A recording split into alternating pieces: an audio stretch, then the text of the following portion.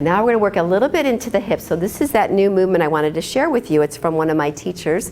Her name is Kathryn, and she calls it side saddle.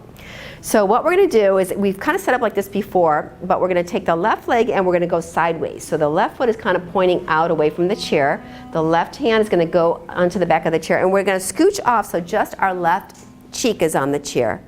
And our right leg is going to be pointing down towards the floor. Now I want you to take a pause right here and just notice this stretch right here. This is your hip flexor. See how that's feeling.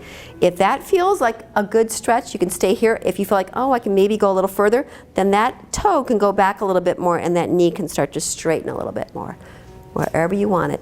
Take your right arm out in front of you with the palm facing in. Good. And then you're holding onto the chair, so just be gentle as you reach that arm all the way up. And then you're going to roll it back, and you're going to look at that hand, just hold on to the chair the best you can, roll it all the way back, and then we're going to bring it all the way forward. And if you can look at your hand, and if it makes you dizzy, you can just look forward, but slow movement. Getting into the rotation of your circle. If that's way too much from your shoulder, then you can always bend your elbow and make a little circle. Any movement.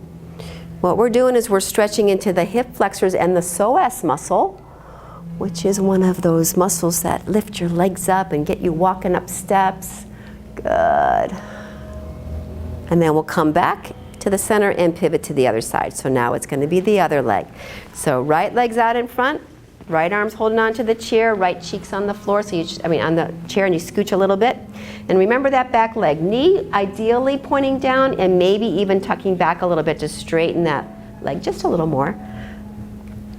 Left arm out in front, thumb is facing up, and gentle, slow movements. Round and round. And invariably there will be one shoulder that's probably a little tighter than the other. So you're just taking your time. And remember, if you're getting dizzy, you can just keep your hand and your head in one position. And if your shoulder's not going that big movement, you can bend your elbow and just roll it. Beautiful. Beautiful. Getting that energy to move in your body. Good. Coming all the way back to the center. And once you come back, we're going to bring one knee in and then the other. So just bring it up, a little tight squeeze. And bring it up a little tight squeeze. Good.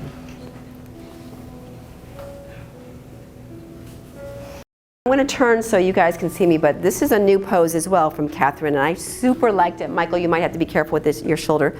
What we're going to do is we're going to put our back against the chair like this. Take your hands and turn your fingertips towards the seat of the chair and the other one towards the seat of the chair. So we're opening up the shoulders to begin with. You might even just take one shoulder, Michael. And then what you're going to do, you guys, is walk forward. Just a little, just walk and just notice. You're going to be moving your fingertips just a little bit to hold on to the chair. Nice and tall. You're just walking forward and opening up the front of your chest. Yeah, that's it. Holding on.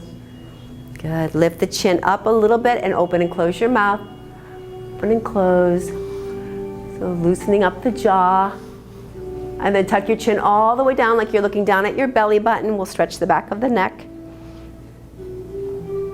Good. Coming back to the center and then walking all the way back until you're behind your chair again. All right, very good. And then shake one leg out and shake the other, okay? So we're gonna end it with a nice little warrior series. So right foot's gonna stay and left foot's gonna step back. Bend your right knee. And we're going to go up and down with that knee bend just a few times because I want you to notice what happens to the left hip when you bend the right knee. Right? We're stretching the psoas muscle. We're stretching the hip flexor there on the left. Now we're going to keep the right knee bent and we're going to reach that left arm up. And we're going to do the same motion we did when we were sitting if you want to. We're going to do full rotation, looking back behind us. Feel free to gaze at your thumb or not. So this can make you a little dizzy. So we're working balance, coordination, getting lots of opening in the back and the hips. And then the next time the left arm is facing all the way up to the ceiling, we're going to take a breath and we're going to arc over to the right. So just a little more stretch for that left hip. Good. Inhale back up. Bring both hands down to the chair and we'll step that back foot forward and even shake it a little bit. And now to the other side. Left foot stays, right foot steps back. We're going to bend and straighten that left leg. And I just want you to pay attention to that sensation here on the right front of your thigh. So when we sit a lot, this muscle gets very tight. It's our hip flexor, our psoas muscle. And then when we bend the knee, we're going to reach that right arm all the way up, and we're going to swoop it around. So it could actually become a little bit of a twist. It can become a hip opener. It can become a shoulder opener. All of those little options. Horse balance is going on there. And then take it the other way. Good. Beautiful. Next time it's all the way up to the ceiling again. We're going to take a breath and we're going to exhale, lean to the left. Oh, that feels good. And then back up. Bring your hands down.